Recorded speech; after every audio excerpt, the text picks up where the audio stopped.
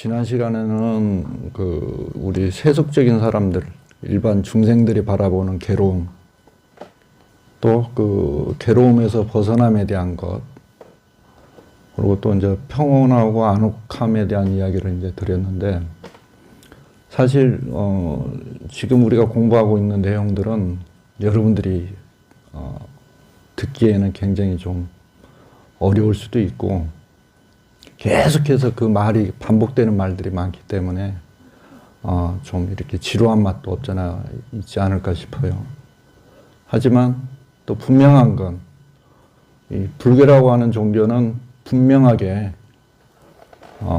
괴로움에 대한 원인에 대해서, 문제에 대해서 그 소멸에 대한 이야기를 하는 것이라서 그게 이제 계속 반복될 수밖에 없고, 사실은 이제 그 고진멸가증은 결국은 뭐냐면 괴로움에 대한 소멸에 대한 이야기예요. 그리고 이제 팔정도 도에 대한 따끔에 대해서 이야기는 결국 이제 구체적인 행동 실천에 대한 이야기가 나오는 거라서, 이제 이렇게 사성제에 대한 바른 이해가 있어야 여러분들이 이제 나중에 팔정도도 그렇고 연기사상, 12연기 들어보셨죠? 이런 것들이 이제 바르게 이제 이해가 됩니다. 그렇지 않으면은 그게 계속해서 자꾸 밖에서 맴돌 수밖에 없어요. 그래서 여러분들이 이런 부분들을 잘 이해하시기 바랍니다. 그래서 이제 우리가 그러면 이제 부처님께서 바라보는 괴로움, 부처님께서 딱 깨닫고 나셔서 보니까 그 바라보는 그런 괴로움과 또 부처님이 또 생각하시는 행복이 일반 사람들하고는 확연하게 다르더라는 거예요. 아시겠죠? 그래서 우리가 지난 시간에 뭐라 그랬죠? 전도됐다 그랬잖아요. 그래서 이제 부처님께서 이제 보는 괴로움이, 그러니까 부처님께서는 결국은 뭐죠? 괴로움과 괴로움에 대한 소멸이 행복이에요, 결국은. 알겠죠? 그런 대한 진리를 깨달은 존재를 우리가 부처님이라 그래요. 그 완전하게 그 괴로움으로부터 벗어나신 분, 그 진리를 깨달으신 분을 우리가 부처님이라 그러는데, 그래서 이 부처님께서 깨달으신 그 개인의 사상이나 그런 견해, 이 견해가 아니라 부처님이 깨닫기 이전부터 있었던 거고 계속 있었던 거라고 말씀드렸죠. 그래서 이제 그 괴로움과 행복에 대한 견해는 우리가 일반적인 사람들의 그 바라보는 시선과는 완전히 견해가 달라요. 그래서 그걸 뭐라 그러냐? 특수성이라 그래요. 알겠죠? 특수성. 그래서 그 행복에 우리가 뭐냐면 괴로움과 행복에 대한 것을 뭘로 우리가 안다 그랬죠? 느낌이라 그랬어요. 그게 수예요, 수. 느낌. 느낌이라고 하는 것은 내가 인지한다는 거죠. 인식한다는 내용이기도 하고. 그래서 그 괴로움을 내가 느낌으로 통해서 아는 것이고, 행복 또한 여러분들이 그 느낌을 통해서 아는 거잖아요. 그래서 이제 우리는 사실은 인간과의 관계에 있어서 대상이 있기 때문에 존재에 대한 그런 그 문제가 있고 대상에 대한 문제가 끝없이 벌어지기 때문에 그 문제는 계속해서 벌어지는 상황들이 나타납니다. 그래서 여러분들이 부처님께서 괴로움과 행복에 대한 평온한 안오함에 대해서 이렇게 특수성을 보시고 말씀을 하셨다라고 하는 것을 이해를 하셔야 돼요. 그러니까 스님들이 출가하시고 도를 구한다라고 하는 게 결국 이 문제예요. 그러니까 우리가 욕망에 대한, 크게 보면 탐진치 삼독이지만은 그 삼독에 대해서 어떻게 하면은 그거를 끄달리지 않고 소멸되면서 영원히 벗어날 수 있을 것인가, 그 문제거든요. 그래서 그 괴로움 느낌이라는 걸 여러분들이 잘 이해하셔야 돼요. 알겠죠? 여러분들이 살아가시면서 나날이 이렇게 느낌을 통해서 아플 수가 있잖아요.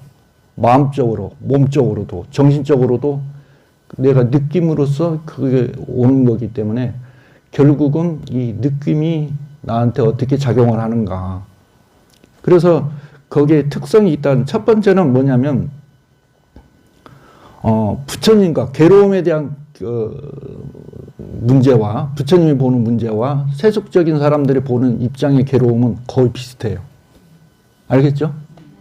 그건 좀, 크게 이제 벗어나지는 않는데, 나름대로 이제 뭐냐면, 부처님께서는 견해를 통해서 볼 때, 이 일반적으로 사용하는 괴로움 느낌이 아니라, 거기에는 분명한 특성이 있는데, 그 특성을 우리가 잘 간파해야 된다는 거예요. 이건 여러분들이 이제 이걸 아셔야 돼요. 우리가 여기서 공부를 하잖아요. 공부를 하면 늘 끊임없이 사유를 해봐야 돼요. 우리가 결국 불교라고 하는 종교는 실천이 따르지 않으면은 재미가 없어요. 그래서, 왜 부처님께서는 괴로움에 대한 문제를 느낌이라고 이렇게 표현을 하셨을까? 그 다음에 우리가 알고 있는 행복은 계속해서 이렇게 내가 느끼고 있는데 그걸 왜 행복이라 하시지 않고 괴로움이라고 말씀하셨는지에 대해서 여러분들이 사유를 통해서 계속 그걸 물음을 자꾸 해보셔야 돼요. 그렇지 않으면 공부 안 돼요. 알겠죠? 계속해서 우리는 그런 마음들 사유를 안 하고 계속 이렇게 나가다 보면은 결국은 끝까지 그냥 말로만 이제 하는 그런 믿음이 돼버릴 수가 있어요. 그래서 그 괴로움 느낌이 아니라 괴로움 특성이 있다.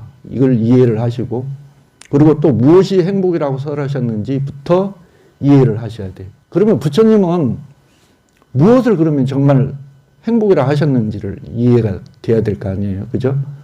그래서 부처님은 부처님 견해로 봤을 때 행복은 괴로움이 완전하게 소멸이 됐을 때, 조금이라도 미진함이 있으면 안 돼요. 알겠죠? 나중에는 어떻게까지 가냐면 초선정에 들어갔다 하더라도 나중에 그 초선정에 들어간 사람이 계속해서 정진하고 또 계속해서 수행하지 않으면 그 또한 나중에 어떤 그 감각적 욕망에 휩쓸려져 버린다 이거예요. 그러다 보면 결국 뭐 초선정에 들어가면 색계 무색계 색계 우리가 사는 욕계의 세계지만 색계의 세계에 가서 오랫동안 좋은 환경을 날 수도 있지만 우리가 흔히 복진 타락한다 그러잖아요. 복진 타락하게 되면은 또다시 그 끄달림에 매이게 돼 있다는 거예요. 그러니까 완전한 조금도 그 미진함이 소멸된 부분이 찌꺼기가 조금이라도 있으면 안 된다는 거예요. 이 부분이 달라요. 그래서 예를 들어 이제 감각적 욕망에서 행복의 느낌이 일어날 때는 그 괴로움이 아니라 행복이라고 자꾸 느끼거든요. 근데 여기에서 뭐가 있다 그랬죠? 집착이라는 게 남는다 그랬죠? 계속해서 그 행복은 집착과 함께 일어남으로 그 행복을 누리고 싶어가지고 그걸 계속 거기에 빠져 있는 거예요. 그러니까 요즘 대선에 대한 것도 보고 그런 유튜브에서 보면 막 자기를 알리려고 많은 노력들을 하고, 그죠? 뭐 여당이나 야당이나, 그리고 또 상대를 또 비방을 해야 되고 없는 것도 크게 부풀려야 되고. 근데 그 중에 둘 중에 한 사람은 대통령이 되는 사람이 있는가 반면에 한 사람은 떨어질 거 아니에요. 그러겠죠.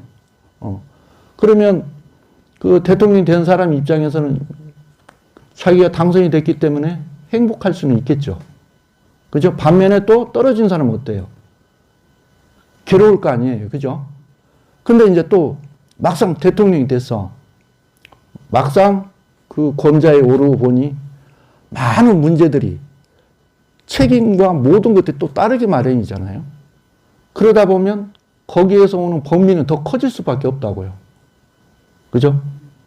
근데 이제 거기에서 대통령 입장에서 행복이라고 하는 것은 나라를 잘 운영을 하고, 그 다음에 국민들 민심을 잘 다스려서 불만족스러운 것들이 좀 없도록 해주면 국민들의 평가가 좋고 그 소리를 들었을 때는 일시적으로 행복해질 수는 있어요. 그러겠죠. 하지만 그 또한 인간이다 보니까 여론이라는 게 항상 일정하지가 않잖아요. 계속해서 또 다른 입장에서 불만족스러운 이야기들이 나오기 마련이고. 그러니까 오직하면 노무현 대통령도 대통령 되고 나서 치아가 싹 다 망가져버리고, 고민을 하면 치아가 망가질 수밖에 없어요. 저도 몰랐는데 몸이 영양이 부족하면 치아 있는 쪽에서 다 간대요. 치과 의사가 그러더라고. 그래서 거기 그 골수 같은 거라든 뼈 이런 거에서 영양이 싹 빠져버리기 때문에 고민을 많이 하게 되면 이가 한순간에 무너질 수도 있는 거예요. 그러니까 그 행복이 사라질까봐 계속해서 두려워하거든요. 지금에 있는 그 만족하는 그런 행복이 계속해서 이어지기를 늘 바라잖아요, 또. 그죠? 근데 사람들은 그 행복이 이어지기를 바라지만 이 행복이 언제 또 사라질까봐 노심초사할 수밖에 없어요. 계속. 이게 결국은 뭐냐면 죽는 그날까지 이어진다는 거예요. 이 말을 결론적으로 이야기를 하면 우린 죽는 그날까지 괴로워하다가 죽는 거예요. 맞잖아요. 그냥 일시적인 잠깐의 행복 때문에 그걸 그냥 그 잠깐 있는 것이지, 그 죽는 그 숨 떨어진 그 순간까지 내가 숨 떨어지는데 자식들이 뭔가 사는 모습이 미진해지면 그 걱정하는 마음 때문에 계속해서 고민할 수밖에 없어요. 그러겠죠. 그래서 오직하면 평생을 하는 짓이 물질 아니면 사람, 사람 아니면 물질. 이 둘밖에 없다는 거예요. 이거를 우리가 이제 사유를 통해서, 걷기 명상하면서 사유를 통해서 생각을 해봐야 돼요.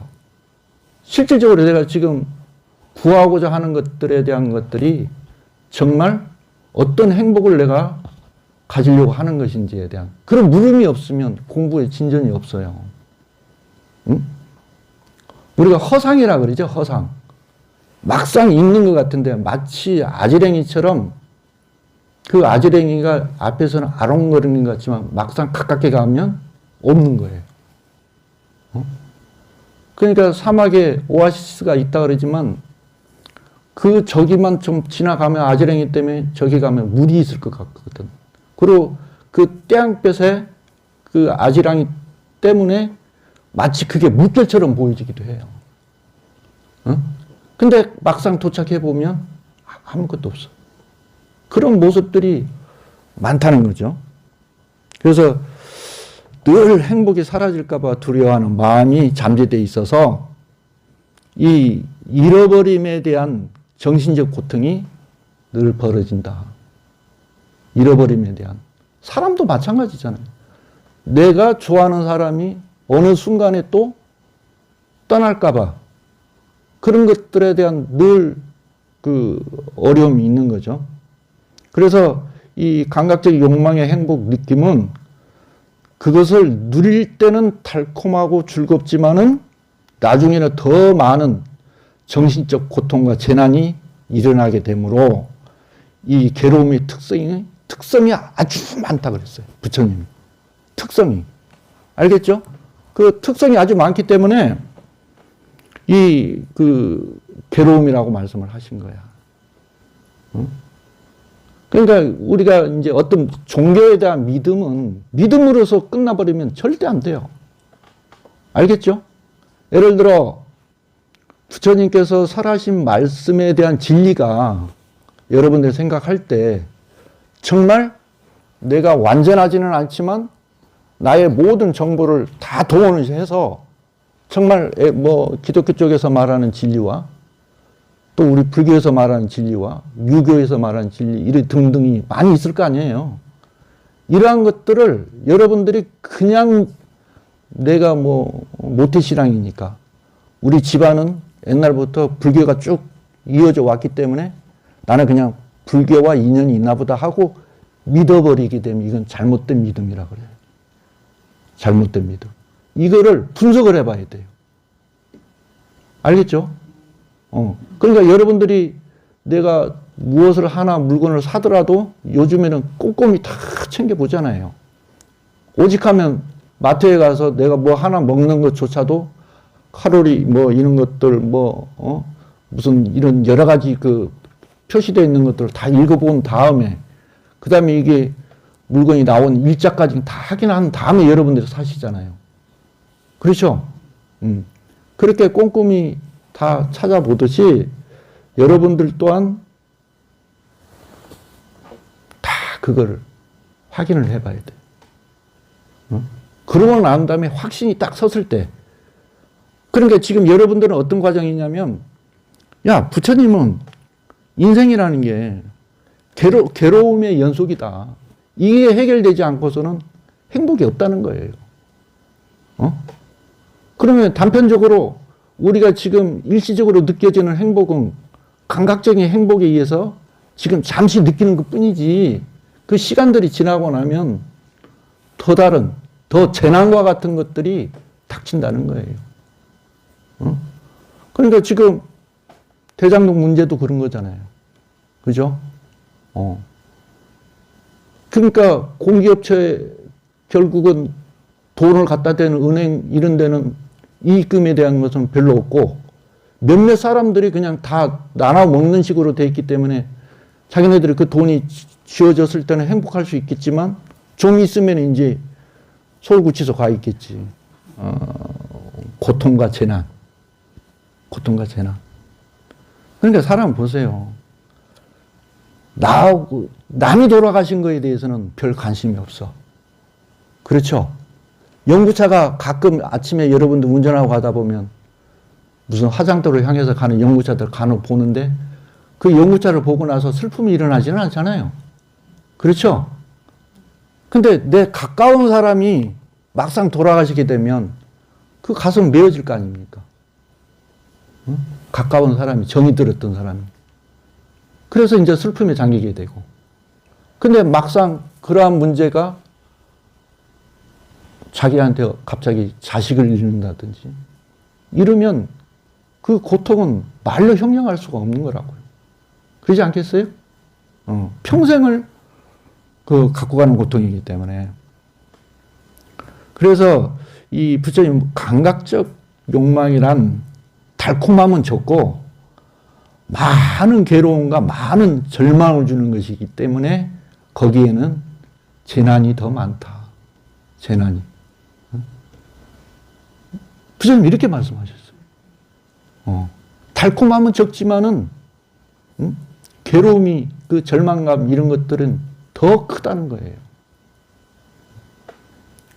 그래서 이제 또 예를 들어 벗어남에 대한 행복도 역시 마찬가지로 물론 이제 감각적 욕망의 행복보다는 좀 더 고귀하고 안정적이고 또 괴로움의 특성이 훨씬 적습니다.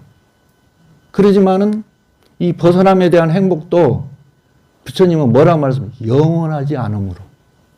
알겠어요? 영원하지 않음으로 언젠가는 벗어남의 행복한 느낌이 사라지고 괴로움의 느낌이 일어나게 된다. 이 차이가 또. 그러니까 우리가 열심히 정진을 한다든지 아니면 수행을 깊게 해가지고 나름대로는 그 벗어남에 대한 행복을 느낄 수 있겠죠. 내가 부처님 바른 법을 배워서 열심히 수행을 하고 욕망적인 걸로부터 좀 멀어지고 그러다 보면 깊은 선정이 생겨요. 깊은 선정이. 그러니까 여러분들께서도 그 기도에 대한 몰입이 아주 이게 내가 의식하고 있을 때마다 관세음보살에 대한 마음이 계속 이어져야만 이게 몰입이 되는 거예요.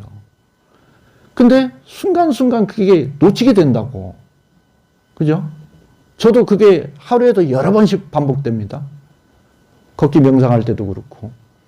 열심히 이렇게 나름 발걸음마다 관세음보살, 그 다음에 호흡도 알아차리고 지금 내가 이 계단 올라갈 때 호흡이 지금 들어가는 호흡인지 나오는 호흡인지도 이제 알아차리면서 이렇게 하는데 요즘 끝물의 단풍이 기가 막히게 이뻐요. 이제 다른 데는 다 말라버렸는데 지금 있는 단풍들이 이쁘다 보니까 넋을 놓고 이제 그렇게 보다 보면 관세음보살은 어디로 가버리고 없어. 근데 이러한 것들을, 내가 지금 어떤 눈으로 보이는 대상, 단풍이 대상이잖아요. 그래서 괴로움은 늘 대상을 원해. 행복도 마찬가지고. 그리고 또 괴로움의 대상은 또 뭘 원하냐면 조건이라는 게 있어. 조건이 항상 따라다녀요. 그 조건이 맞지 않으면 그게 싫어짐으로 가요. 그러겠죠? 싫어짐으로. 그러니까 자기가 원하는 그 조건에 대해서 조금이라도 미진하고 벗어나게 되면은 거기에 대해서는 미운 분노가 생기고 화가 나는 거예요. 응? 그러니까 우리가 사람인지라 매번 그 바른 마음을 지닐 수가 없어요. 그런데 내가 지금 화가 났구나. 화가 난 거에 대해서 딱 알아차려야 돼요. 근데 그걸 알아차린 거에 대한 것을 계속 끌고 가버리면 분노는 더 커지는 겁니다. 그럴 때는 이제 어떻게 해야 돼요? 일단 수단을 내야 될 거 아니에요. 화를 눌러야 되니까. 그러면 이제 쉽게 말해서 화를 내고 있는 대상으로부터 잠깐 떨어지는 것도 좋겠지. 그런 게 있을 거 아니에요? 부부싸움 하다가도 같이 계속 말을 반복해서 하다 보면 어떻겠어요? 그 화가 계속 이어질 거 아니에요? 서로의 조건은 뭐냐면 당연성을 계속 서로가 말을 하기 때문에 그거는 만들어지지가 않아. 그럴 때는 그냥 멈추는 거예요. 어떻게 멈춰? 이 대상으로부터 내가 지금 잠깐 벗어남으로 인해서 일단은 사람이 생각할 수 있는 시간들이 만들어질 거 아니에요. 그죠? 그런 거로부터 이렇게 내가 스스로 하나씩 해 나가는 겁니다. 아까도 말씀을 드렸지만 관세음보살 하다가 스님도 이제 어떤 게 붙었냐면 기술자가 돼가지고 연불하는 기술자가 돼버렸어. 근데 문제는 뭐냐면 연불이 살아있는 연불이 있고 죽어있는 연불이 있다고.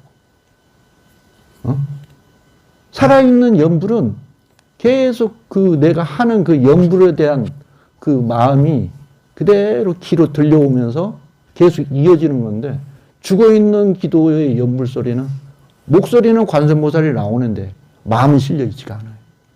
이게 죽어있는 연불이에요. 그러면 그게 기도가 되겠어요? 안 되는 거예요.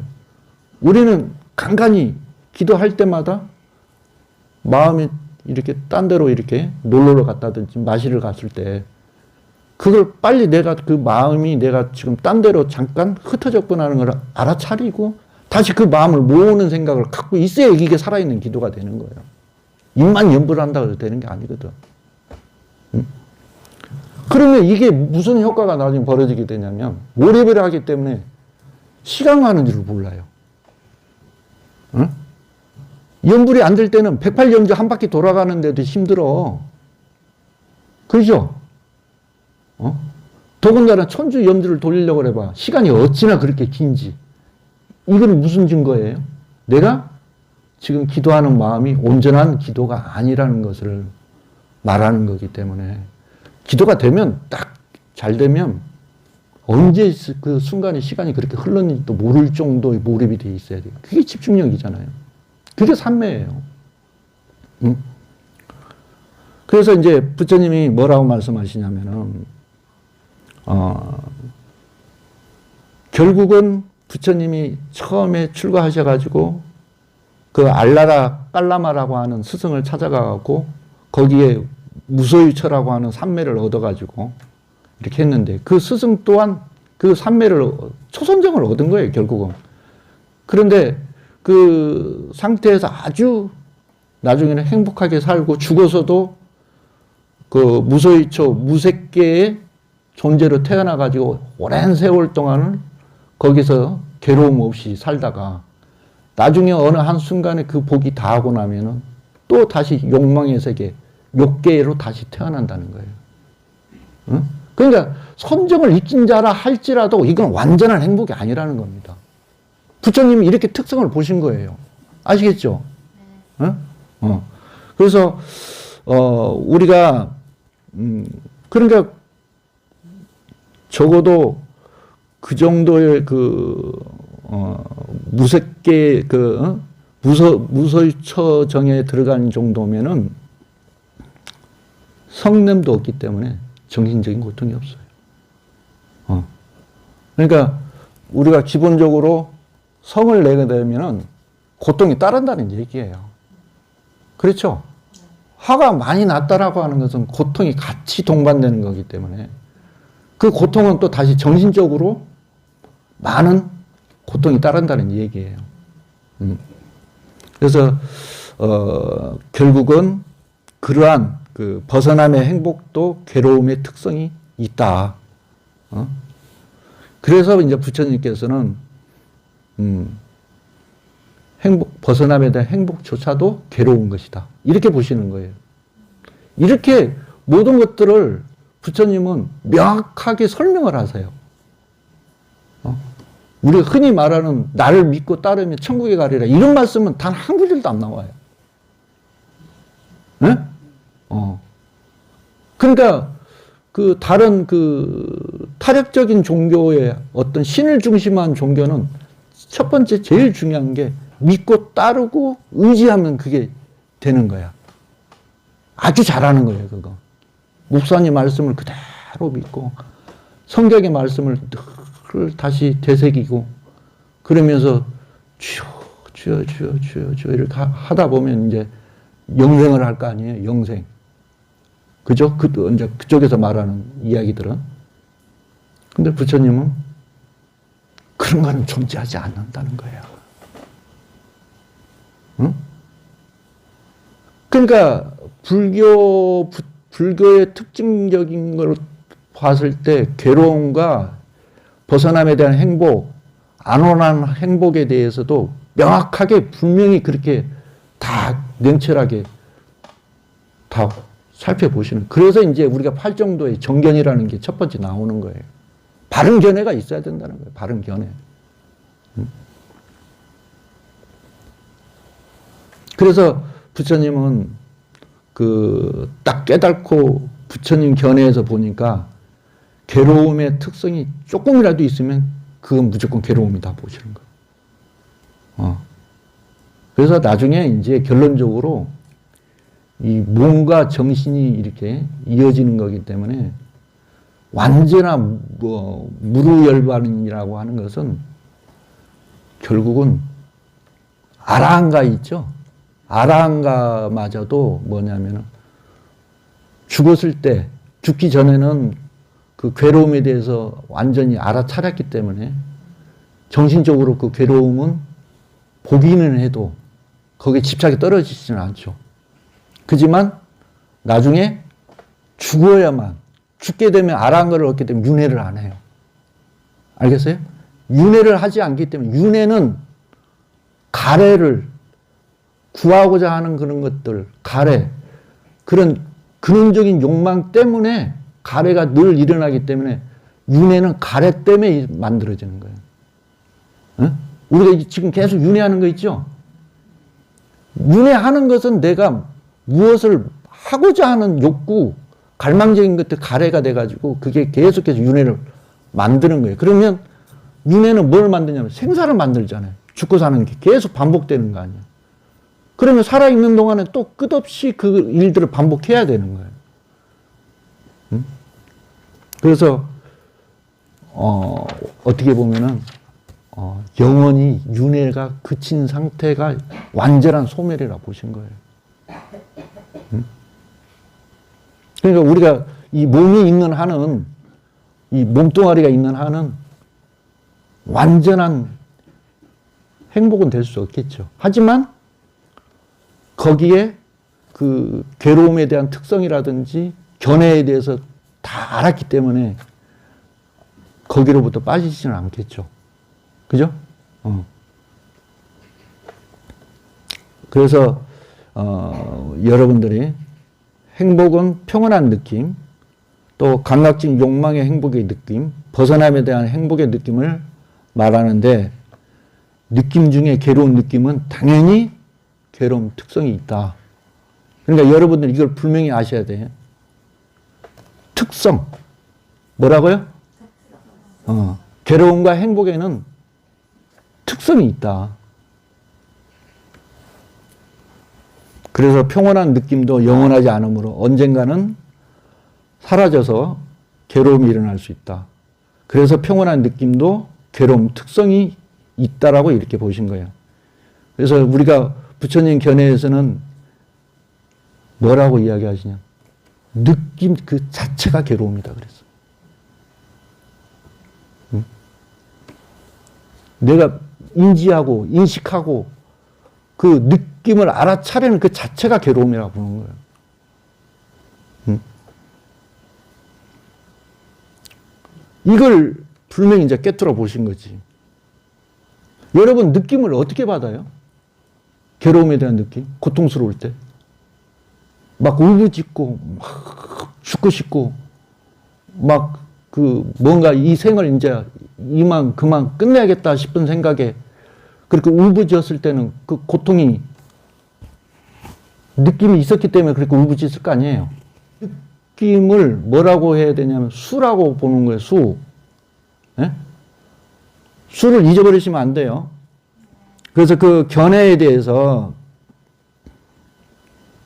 그래서 우리가 육체적 고통과 정신적 고통 둘을 나누지만은 몸의 의식은 좀 참아내면 괜찮아요. 웬만한 건 참을 수도 있어. 더위도 내가 좀 참아낼 수도 있고. 추운 것도 마찬가지잖아요. 근데 어느 한계에 가면 그것도 뭐가 돼요? 내가 그 고통을 감내할 수가 없잖아요. 여러분들 가장 아플 때 저는 보니까 손톱 빠질 때가 제일 아프더라고. 어? 남의 보람, 향이라면서 한번 그 담쌌는데 몰래 거기서 도와주다가 돌멩이에 찧어가지고 있었을 때 얼마나 크게 찧었던지 손이 애래가지고 계속 입속에다 넣고 있었어. 근데 이제 그 시간들이 좀 지나고 나면 이제 사그러지죠.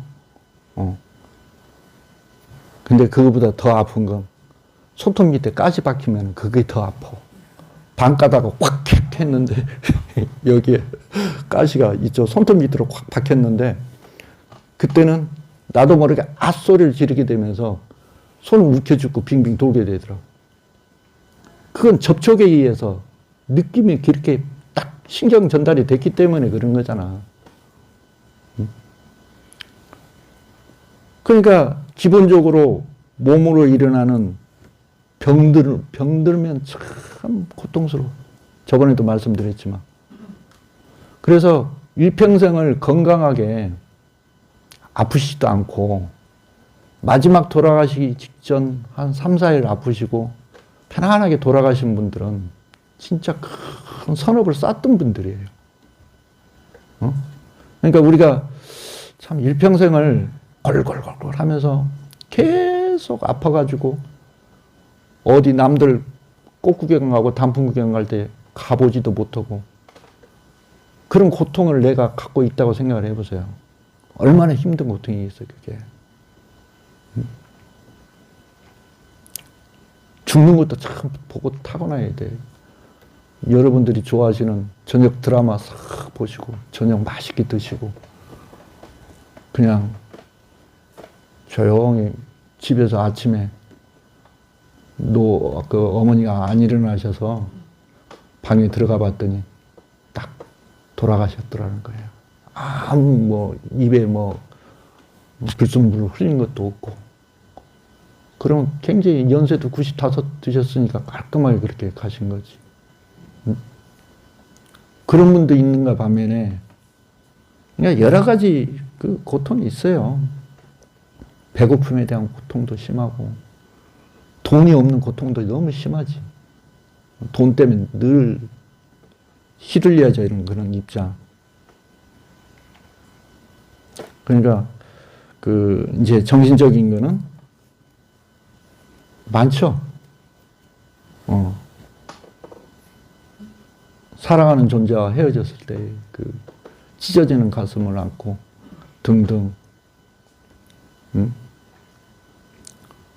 원하는 걸 얻지 못했을 때도 따뜻함, 뭐 스트레스, 뭐 분노, 화, 우울, 짜증, 절망, 공포, 불안, 이게 다 정신적으로 이어지는 거예요. 응? 이거는 이제 나중에 계속해서 반복해서 같이 가는 게 되나서. 그런데 이제 여러분들이 이걸 아셔야 돼. 이제 그 어떤 벗어남에 대한 고통, 평온함에 대한 것들은 뭘로 이루어지는 거냐면 수행을 하지 않고도 그렇게 만들어지지가 않아요. 알겠죠? 내가 수행하고 정진했을 때 그 평온함을 느끼고 되는 것인데, 수행을 하지 않고 그냥 있으면 그거는 죽을 때까지도 못 느끼는 거예요. 근데 문제는 이제 그 사람들이 우리 일반적인 세속적인 그런 고통에서 있는 분과 다른 점은 뭐냐면, 어느 한 부분에 뛰어넘었기 때문에 그 육체적인 고통은 몸이 있기 때문에 받을 수밖에 없지만, 근데 정신적으로 계속 이어지지는 않는다는 거예요. 빠지지 않는다는 거지. 매이지 않고. 우리가 뭘 좋은 게 있으면 계속 매여버리게 되잖아. 그쪽에. 집착이라는 게 없기 때문에. 이거는 수행이 없으면 만들어질 수가 없는 거예요. 수행이 없으면. 그렇게 어느 정도의 경지에 오른 사람들은 끊임없이 자기를 정진해 가면서 수행을 했기 때문에 그게 정신적으로 이어지지 않는다는 거예요. 그러니까 스님들도 어느 정도 공부가 된 사람인지 아닌지를 알라 그러면 화를 좀 나게끔 만들어 보면 금방 알 수 있어요. 우리가 즉각 반응이라는 게 있죠. 즉각 반응이, 운전을 하다 보면 또 즉각 반응이 나타나기도 하고, 좀 안 좋은 소리를 좀 해대면은 또 그게 반응이 즉각적으로 또 나오고. 만약에 예를 들어서 여러분들이 내 자식을 계속해서 흠을 잡고 또 내 자식에 대해서 나쁜 부정적으로 이야기를 하면 화가 나겠어요, 안 나겠어요? 나겠죠? 사람은 완벽하지 않으니까 부족한 점도 있겠지만은 그게 화가 나는 거예요. 내 자식이기 때문에.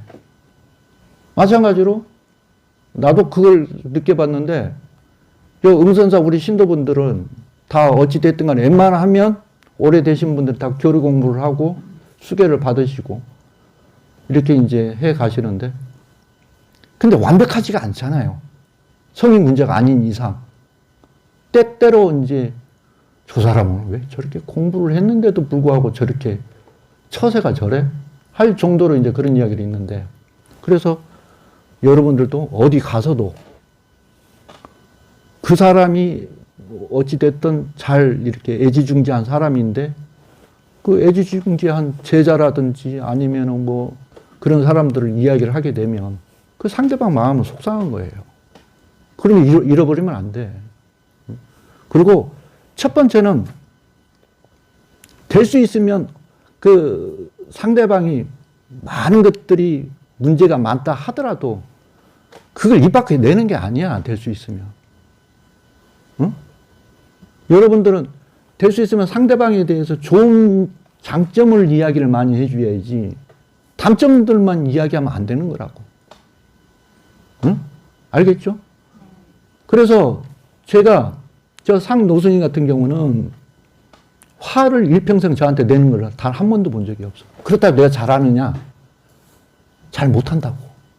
새벽에도 예불 시간이 늦어가지고 막 쭉 그러고 있으면 노스님은 저 종성에 앉아가지고 가쁜 숨을 몰아가시면서 원차 해가면서, 그러면서 나중에는 재수로워서 어쩔 줄 모르고 있으면, 젊었을 때는 잠이 그렇게 많을 때야.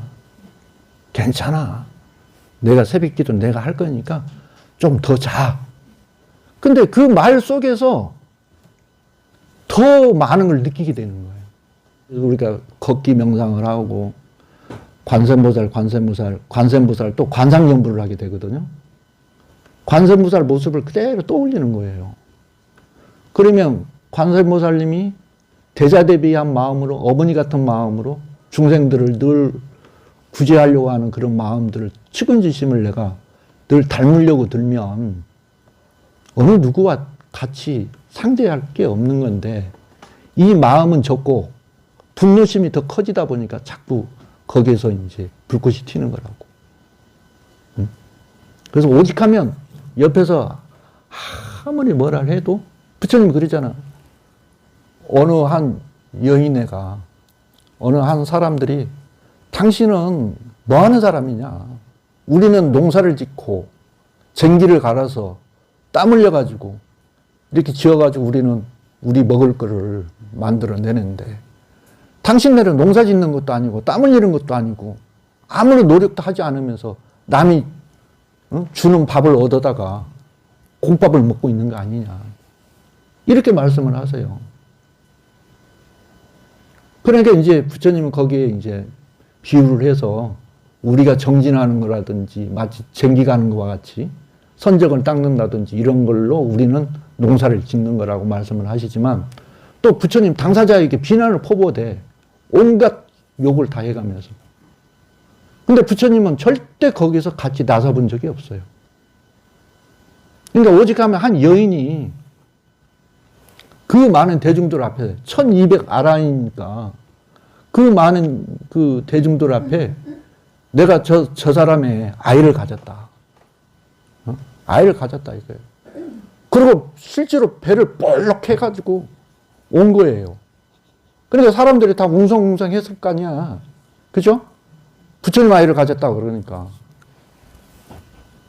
근데 부처님은 아무 말씀을 안 해서, 아무 말씀 안 하시고 있으니까 지라한 몸에 치마 속으로 쏙 들어가고 그 바가지를 묶었던 끈을 입으로 갉아서 딱 떨어져 버리는 거예요. 응?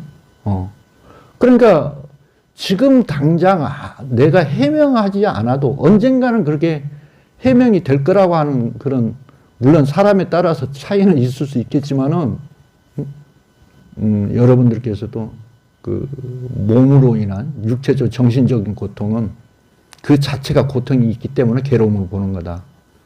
그리고 평온한 느낌이나 행복한 느낌은 세속적인 관점에서는 행복이라고 하지만은, 감각적 욕망의 행복에 벗어나면, 행복은 사라지면은 괴로운 느낌이 계속 온다. 선정이 들었을 때는 괜찮아.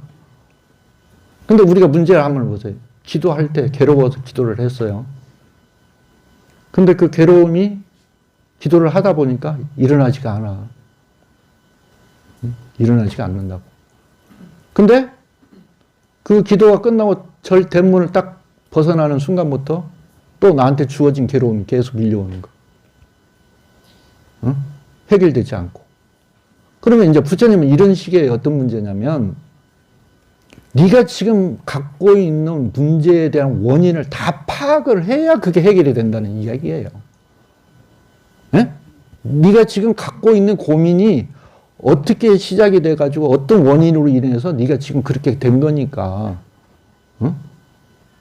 근데 예를 들어 이제 돈 문제로 인해 가지고 돈을 썼는데 자꾸 이자는 불어나고, 그걸 해결을 하려고 보니까 돈은 없어. 근데 그 고민이, 문제가 해결이 되겠어요? 돈이 없는데? 그러니까 괴로운데 도둑질을 할 수도 없고. 근데 문제는 뭐냐면 방법이 없는 건 아니지. 자기가 갖고 있는 거, 뭐 집이 됐든 뭐라도 팔아서라도 그걸 빨리 해결을 하는 방법밖에 없잖아, 사실은. 근데 그렇게 네가 집을 팔아서 해결을 해라 그러면 절대로 또 그 집은 팔고 싶지는 않는 거예요. 이해 가세요? 근데 자식에 대한 문제가 생겼어요. 자식에 대한 문제가 생겼으면은, 부처님, 우리 자식이 좀 편안하게 마음 고쳐먹고 좀 안정되게 해주시고 저놈이 철이 좀 들었으면 좋겠습니다. 이렇게 기도를 했어요. 그러니까 이제 부처님의 그 응답이 있으셨는지, 언제부터 그 자식이 조용해지고 또 차분해지고 안정이 된 것 같아. 근데 그 문제를 해결을 하려면 그 자식을 절로 데리고 와야죠. 그래서 스님하고 직접 상담을 통해서 네가 원인이 뭐 때문에 지금 그렇게 마음을 못 잡고 고민을 하고 그런 문제가 발생을 했는지 원인을 파악을 해봐야 될 거 아니에요. 그래서 완전히 그게 없어질 수 있도록 하는 것이 스님하고 상담하는 것이지, 무슨 택도 아니게 내년 운수가 어떨까요? 라고 하면 그게 스님하고 상담하는 거예요? 보세요. 탄호 스님이 6.25 날 거를 미리 알고, 자기 스승인 하남 스님께 스님, 저 남쪽으로 내려가십시다. 이렇게 말씀을 드리니까 하남 스님은 네가 제자들을 다 데리고 밑으로 가거라. 나는 이 절을 지켜야겠다. 이렇게 이야기를 하셨어요. 그뿐 아니라 여러 번 무장공비가 뭐 출연을 한다든지 등등 이렇게 있을 때는 그 스님은 그걸 미리 아시고 준비를 했다는 거예요. 하은경 그 평생을 이렇게 번역해왔던 일이 혹시 난리통에 불타버릴까봐 트럭을 또 준비해가지고 다 다른 곳으로 옮기시고, 일어나기 전에. 그러면 어떤 사람들은 탄화 스님을 뭐라 그러냐면 미래를 예견하시는 분이라고. 이게 탄화 스님 욕하는 거지. 그런 놀라운 그런 힘이 있으신 분이라고 말하는 거는 그 스님을 잘못 말하는 거예요. 뭐냐면 어느 한 지점까지 올라간 사람들은 굳이 그걸 알려고 해서가 아니라 이미 선정에 들어갔던 사람들은 그걸 다 그냥 오롯이 알 수 있는 그런 능력과 힘이 생기는 거예요. 그게 법력이라고 그러는 거예요, 법력. 더군다나 그분은 또 주역에 대해서 명확하게 공부하셨던 분이기 때문에 그걸 정확하게 아는 거고, 자기 돌아가실 날짜와 시간까지도 정확하게 자기가 4년 전에 미리 말씀하셔서 그렇게 갈 거라는 걸 다 예견할 수 있었던 거지. 근데 우리가 볼 때는 그게 신기하잖아요. 그러면서 이제 탄화 스님이 공부 끝나고 나시면 꼭 이 세상에 앞으로 벌어질 수 있는 일들을 간혹 설명을 해줘요. 그러니까 제자가 그래. 아니 스님 왜 자꾸 그런 말씀을 하셔가지고 여러 사람들로부터 이상한 소리를 자꾸 들으십니까? 그런 이야기를 안 하셨으면 좋겠어요. 라고 하니까 스님이 그 소리를 듣고는 화를 내시려고 하다가 잠시 참으시고 나중에 그러시는 거예요. 이거는 미래에 대한 예견이 아니다.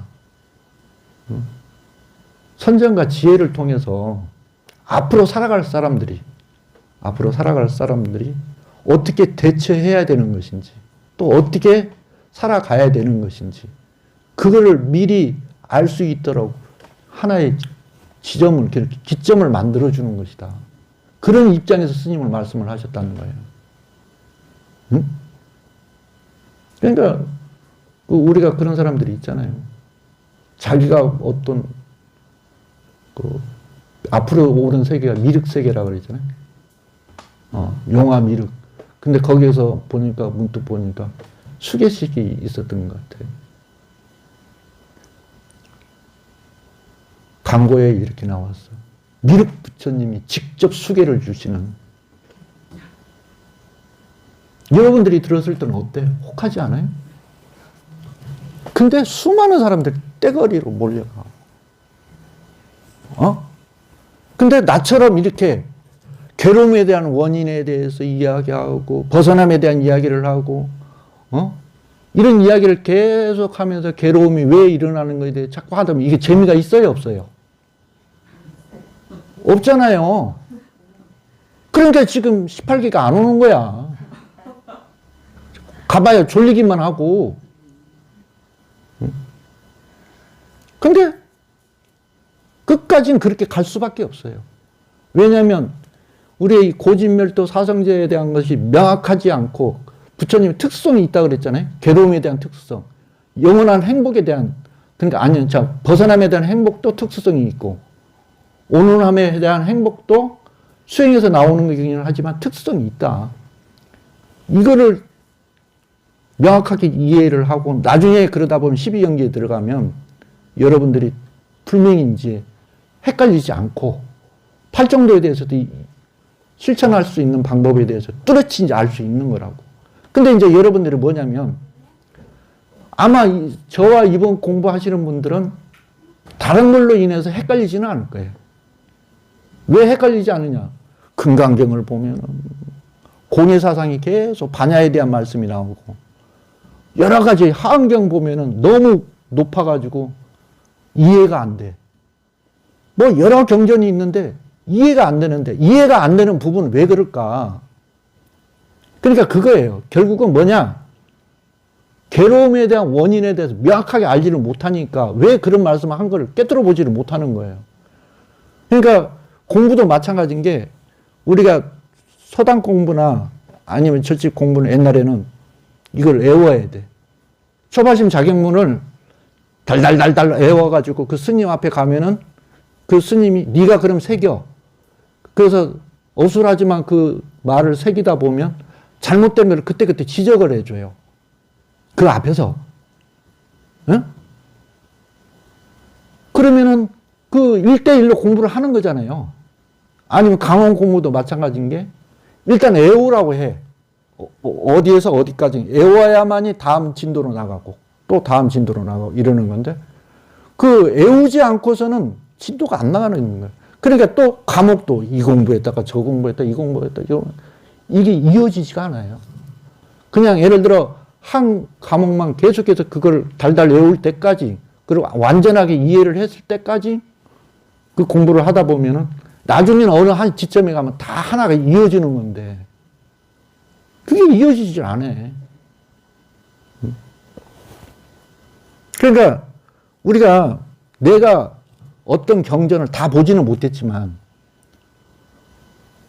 공부를 이렇게 하다 보니까 그게 바탕이 돼가지고 다른 경전 보지 않았던 처음 보는 경전인데도 아 이런 말씀으로 이야기가 되고 있구나 하는 것을 깨뜨려 볼 수 있잖아요.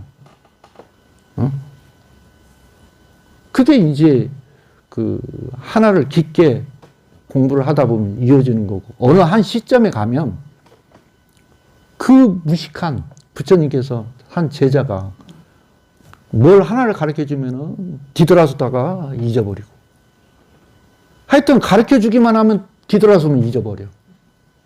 그래서 하다못해 나중에 이제 이 사람은 안 되겠다 싶어서 다 그냥 제자들이 놀리는 거죠. 저놈은 가르쳐 줘봐야 아무것도 모른다는 식으로. 그러니까 마당에서 진심 짜고 있으니까 부처님 가갖고 왜 그러냐 이제 이유를 물어보니까 부처님 저는 왜 이렇게 지혜가 없어서 뭘 가르쳐 주면 자꾸 잊어버린다고. 그랬는데 나중에 부처님 그래? 부처님은 뭘 시켰냐? 마당 쓰는 걸 시켰어. 쓸고 닦고를. 근데 쓸고를 하면 닦고를 잊어버려. 닦고를 하면 쓸고를 잊어버리고. 응? 근데 계속해서 그 빗자루로 쓸다 보니까 나중에 하는 경지에 가가지고 깨닫게 된 거예요. 쓴다는 의미를 알아버린 거지. 닦고에 대한 의미도 알아버린 거고. 어? 그러니까 우리가 수월 스님이라는 분이 글을 몰랐잖아요. 그러니까 여러 그 스님네들이 놀리기도 하고 일자무식이라고 손가락질 했지만은 그 스님 딱 깨닫고 나니까 모든 걸 다 모르는 게 없어. 그러니까 글을 모르니 축원을 어떻게 읽겠어요? 근데 한 번만 들으면 다 외워버려요. 대신에. 한 번만 들어도. 백장이 됐든 천장이 됐든 그걸 다 외우는 거예요. 그리고 타른 스님 같은 경우는 책을 갖고 가가지고 펼쳐놓고 해본 적이 없어. 그리고 그분은 사전이 또 없어. 오편이 없어요. 그러니까 그 말은 뭐예요? 모르는 게 없다는 얘기지. 그러니까 참 그런 분들은 부럽기도 해요. 부럽기도 한데 옛날부터 공부들을 그렇게 많이 해왔던 부분이 있으니까 그러지 않을까. 야, 워런 스님, 우리 그 전에 여기 오셨던 워런 스님이 딱 그 통도사 가가지고 초가심 자격문을 갖다 외우라는데 그날 저녁에 다 외워버렸다는 소리 듣고 그날로 이만한 두꺼운 책을 신기하지 않아요? 나는 신묘장구 대단한 외울 때 얼마나 고생을 했는지 몰라요. 그 말도 발음도 어려운 데다가 근데 나중에 금강경을 계속해서 이렇게 했는데 저녁에는 아미타경, 새벽에는 금강경. 뜻도 모르고 하는 거예요. 뜻도 모르고. 근데 나중에 보니까 꿈속에서는 그걸 처음부터 끝까지 다 외우고 있더라고. 그래서 하도 좋아가지고 다시 일어나자마자 확인차로 했더니 모르겠는 거. 그러니까 마음이 절실하면 누가 나타나서라도 일러준다는 거예요. 음악에 절실한 마음이 있으면 뭐 쇼팽이라든지 베토벤 영가가 와가지고 영감을 준다는 거지. 그러지 않겠어요? 근데 절실한 마음이 없으면 그게 이루어지겠느냐고. 그러니까 나중에는 그 기도를 사분정진을 할 때 어른들이 시키면 시키는 게 법이었기 때문에 그렇게 믿었어 또. 그렇게 이렇게 하면 이렇게 된다 하시고 야 그렇게 하면은 너 나중에 신통도 생길 수도 있어. 신통이 뭔데요? 신통이 무슨 말인지 이해를 못했는데 도사가 되는 거예요. 도사가 뭔데요? 네가 모르는 것조차도 미리 다 알 수도 있고 그래. 그러더라고. 그래요? 정말로? 그래서 열심히 기도를 해봤어요. 그러니까 아둔하지 나도. 기도를 열심히 해보고 했는데 경북궁에 오면 버스가 내 앞에 문 딱 열리는데 나 앞에 쓸 줄 알았다니까. 안 서. 근데 거기서 사분정진을 하는데 지금은 앉아서 하지만 매번 기도할 때마다 서서 목탁을 치니까 종아리가 아프잖아요. 종아리가 아픈데 다리가 팅팅 부어서 그걸 부기를 좀 빼려고 높은 데다 이렇게 올려놓고 이렇게 그렇게 이제 여러 번 그렇게 하면서 그렇게 기도를 해봤어. 근데 희한한 건 느낌이 와. 아까 수가 와. 촉이 오는데 누가 좀 있으면 오토바이 타고 누가 올 것 같다 그러면 딱 오토바이 타고 와. 그리고 응선서 살 때는 큰 스님이 굉장히 무서웠거든. 호통치는 게 워낙 또 목소리가 크다 보니까 상노 스님은 그런 게 없는데 일성 큰 스님은 조금만 이렇게 누워있는 걸 봤다든지 애부를 한번 빼먹었다든지 그러면 호통을 치시는데 내가 말 대답을 해가지고 한 번은 이만한 목탁을 저 앞으로 팍 던졌어. 우리 연봉인 보살님 알 거야. 내가 머물던 방 아시죠? 옛날 기억? 절 짓기 전에. 그래서 문을 꽉 닫았는데 구멍이 빡 나버렸어. 그 목탁이 떨어진 자리에. 그러니까 이 스님이 외출하셨다가 언제 들어올 줄 모르는 거야. 그러면 들어오시기 전에 딱 열심히 하는 모습으로 보여줘야 되기 때문에 이렇게 있는데 희한한 거는 저 정회사쯤 오면 차 소리가 다 느껴져. 그건 뭐냐면 그 부분에 대한 신경을 오롯이 거기다가 쓰니까 그 차 소리는 기가 막히게 아는 거야. 분명한 거는 거기에 집중을 해서 열심히 기도를 할 것 같으면 아까도 우리가 했지만 느낌이라는 게 와서 분명히 알 수가 있다는 거예요. 그래서 사소한 것들, 우리 집안의 어떤 안 좋은 것들이 예견될 수도 있는 것들도 있을 수 있고, 그래서 옛날 어른들이 야, 내가 오늘 꿈자리가 안 좋으니까 좀 조심했으면 좋겠다. 그런 말씀을 하시는 이유도 그냥 나온 건 아니라는 거예요. 말이 좀, 아무튼 우리가 이제 그 평온한 느낌은 장점일 수도 있지만은 이건 대상이 있어야 돼요. 어떤 대상이 있음으로 인해서 자꾸 그 대상이 접촉을 하게 돼. 형색이라는 게 눈이 저 모양을 보잖아요. 그 대상이죠? 코는 뭘 대상을 해? 냄새를 대상을 하고. 혀는 맛을 대상을 하고. 귀는 소리를 이렇게 대상을 해서 거기에서 감각 기관이 일어나는 겁니다. 이해 가시죠? 그러니까 그 평온한 느낌의 대상도 결국 뭐냐? 접촉할 때 일어나는 것들이 나중에는 조건에 의해서 일어나는 거기 때문에 수행을 통해서 좋은 모습이기는 하지만 그것도 조건에 의해서 일어나기 때문에 완전한 행복이라고 볼 수가 없다. 그 조건에 있었던 건 조건이 사라지게 되면 결국 또 괴로움으로 온다. 그러니까 부처님 말씀은 결국 완전한 행복을 이야기하시는 거예요. 그게 특수성이에요. 그러니까 여러분들이 사실 금강경이 얼마나 좋은 경전이에요. 그죠? 천수경도 그렇고 우리가 흔히 말하는 좋은 경전이 많은데 그 경전의 말씀을 다 이해를 못하면 그게 하나도 들어오지 않아요. 그렇죠?